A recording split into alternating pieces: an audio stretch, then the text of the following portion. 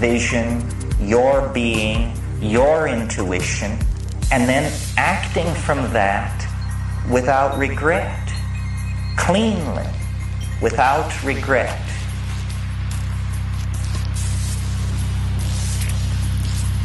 You're listening to Truth on Tap with host Kevin Kirsten.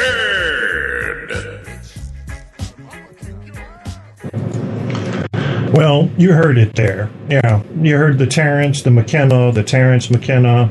We'll get RD back on here in a minute and see what's up here. What a strange morning this has been, and maybe this is a good morning to talk about reality. What do you think about this dominator culture? Is that what's going on? I mean, if I am going to try to interpret McKenna here, and I only heard part of this speech, I'm going to have to say to myself, he says there should always be a fight going on. That if things seem to be going well, you're nothing but a Jew stepping into a boxcar. Is that really the case? I mean, let's picture this. Use your imagination for a second. Let's say we get most of our corrupt shit fixed. Never happened, but let's say we do. At that point, could we relax a little? At what point can we start trusting that things are going pretty well and there's no dominator subculture trying to trick us subliminally into getting into the boxcar? Is it really that bad? I think that's a good question to ask. I've got some stuff up here. Here's something I hate. Like, I use my software. If I pre-listen to something, it knocks out my ability to listen to the regular files playing. Very annoying shit. So, how can I fix that? Let me think for a second. Let's play a song real quick. Yeah, there you go. We'll give you something groovy.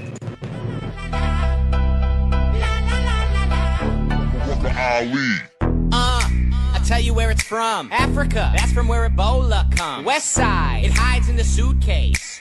2 days later, it lands in USA. I get it from my girlfriend and give it to my dad. I catch it on the subway and leave it in the cab. I eat it at Subway, drink it at Starbucks. Ebola's everywhere and I give no fucks. They scared, it's bad. Ebola's gonna kill us all dead. They mad, how this happened. Gotta make sure that nobody else gets it. I'm sorry, but I have it and you have it, or you'll get it. So forget it, don't sweat it, just let it be. I'm telling you, Ebola's not the enemy. Listen, I have Ebo, and you have Ebo, and we have Ebo. Everybody has Ebo. Selena has Ebo. Justin has Ebo. Taylor has Ebo. Jesus has Ebo. Ebola. Every shady little village in Africa has Ebola. Every city in America's getting it now. Just go with it, brah. Airports, check if he's black. He could have Ebola, so send him back. In fact, keep an eye on the black eyed peas. Mostly black and guy, don't worry about peas. And the Cosbys could have Ebola. Also Oprah. Let's just close up Detroit till this crisis is contained. Don't let the Obamas on the plane, cause they black, they could have Ebola. Might as well also watch for A-Rab. If they have a brown face, we'll keep them safe in Guantanamo Bay. I'm sorry everybody for the drama, but we're gonna get Ebola if we let black people in. Ebola's not a country in Africa, it's the whole continent. I have Ebo. You have Ebo. Obama has Ebo. Kanye has Ebo. Will Smith has Ebo. Tupac has Ebo. Steve Harvey has Ebo. Magic Johnson has Ebo. And Nate City and Biggie and Jay-Z and Nas have Ebola. Stephanie DJ and Kimmy Gibbler have Ebola. Every shady little village in Africa has Ebola. Every city in America's getting it now. Just go with the flow. You have Ebo. Your mom has Ebo. Your Uncle Tom has Ebo. Ariana has Ebo. Ben Affleck has Ebo. Matt Damon has Ebo. He got it from Ben Affleck. The Kardashians have Ebo. Ebola. I have some Ebola. We all have Ebola. We need some Ricola and some Pepsi Cola. Tommy has Ebola. Billy has Ebola. Jason has Ebola.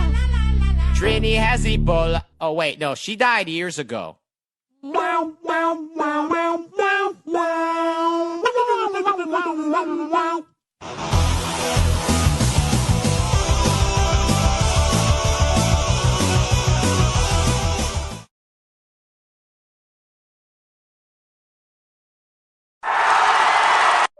This is Don Imus. You're listening to Truth on Tap with host Kevin Kirsten. You're gonna like it, or I'll kick your ass.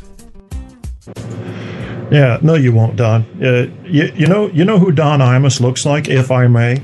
If you were to dig George Washington up today, dig him right on up.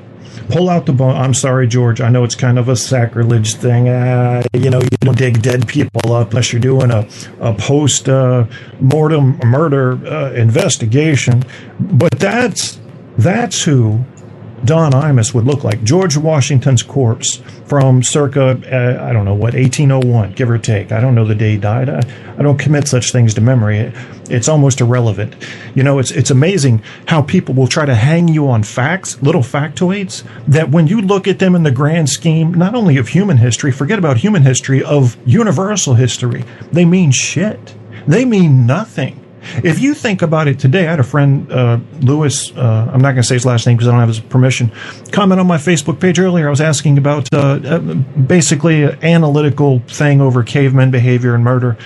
He said, what life is if you reduce all of the humans today, get them out of here, kill them, what do you have left in 100 years? Well, you have concrete, stainless steel, and plastic. Concrete, stainless steel, and plastic. That has been our contribution to the universe on this one flying ball that's flying through space, destined to be destroyed at some point in the future. That's what we've given. We put a man on the moon. We got a fucking toy on Mars. This is what we can be proud of? It's not a whole lot, folks. Not in light of all the things we could do. But I guess that's really what we're discussing here. What could we do? What can we do to make a difference? What is philosophy? What is thinking? What's the best way to think? Let's figure it out. RD is going to help us. Let me pull him up. Let me put this down. It's like a goddamn animal. I shoot things. I don't really shoot. I used to hunt, but that's a whole nother story. I'm not high. I don't do drugs. I just, a little bit of coffee, a little bit of inspiration. This is what you get. Well, let's call RD up. RD is my favorite Dutchman. He helps us think here. Holy shit, is that motherfucking loud. Hello? R to the dot to the D to the dot to the MC in the Netherlands. What's up? Man, you sound depressing again. I'm depressing you? No, you sound depressing again. What do you mean depressing? Well, whenever you talk about humans, you're always a bit... you need some hope, man. You're right.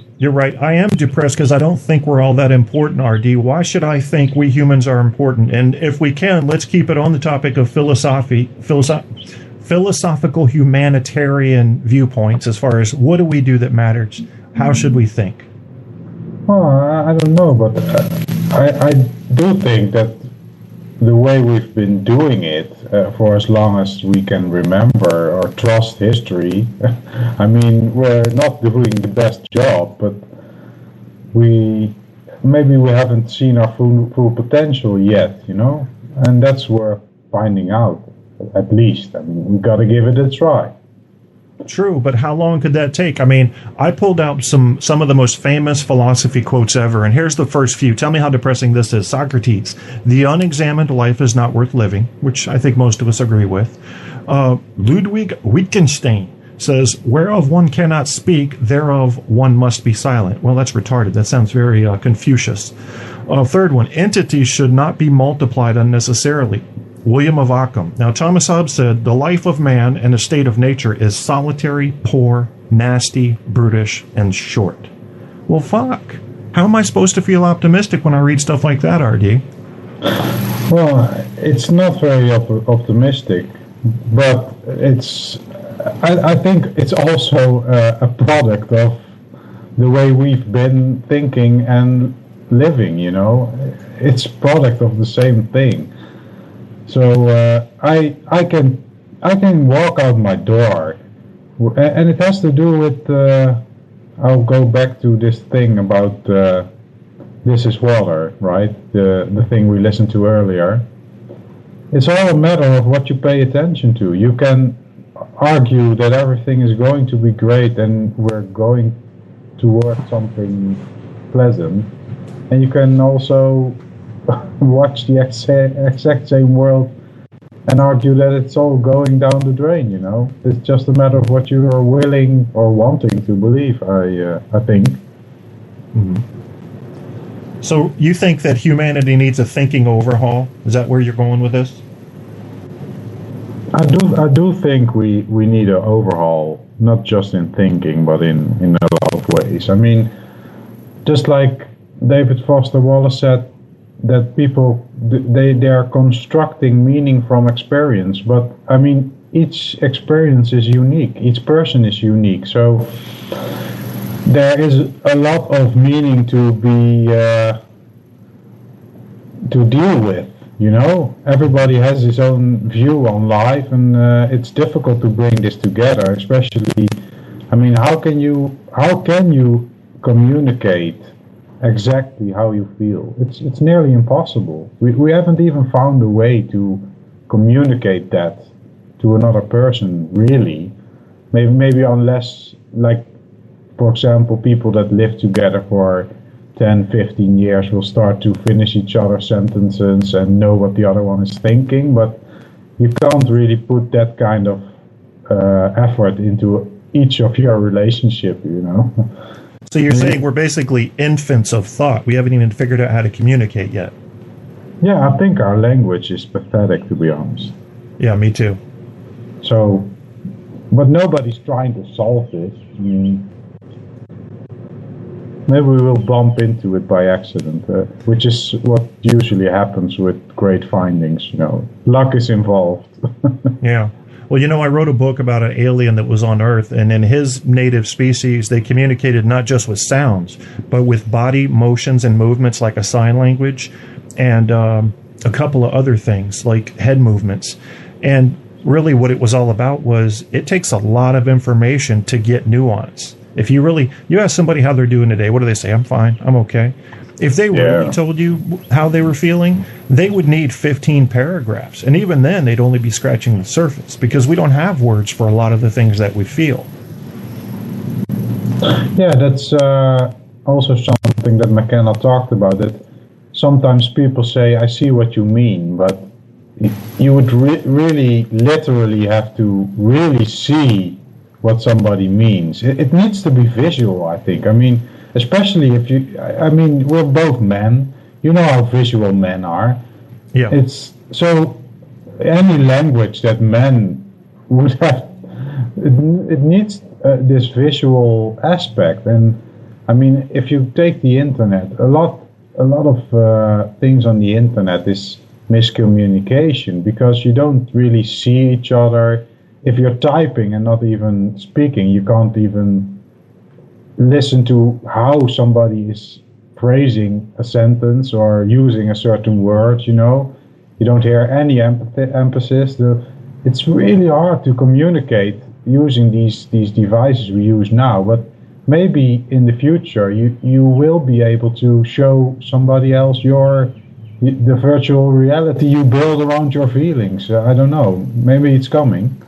I think technology could get us there. Let's picture an RD 1,000 years from now. He's discussing things with me, and people are watching this show because they'll still be interested no matter what happens in following the lives of others and maybe finding some nuggets of information there as people discuss things. So just remember, the discussion you and I are having right now is really no different fundamentally than a discussion between Socrates and Plato.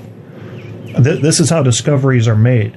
But let's say the RD from 1,000 years from now has a visual component to his speaking, which is on the computer. The computer reads your emotions, and from your emotions, and maybe from the way your neurons fire in your brain, it literally can draw a motion picture to supplement the words that you're using to give people a much deeper insight into what it is you're really saying. Now, that might be a scary technology because you might think some things you'd rather people not see, but I'm sure we could find ways to filter that. Let's give technology some credit. It does tend to march on with or without our approval. So the RD from 1,000 years ago, from 1,000 years from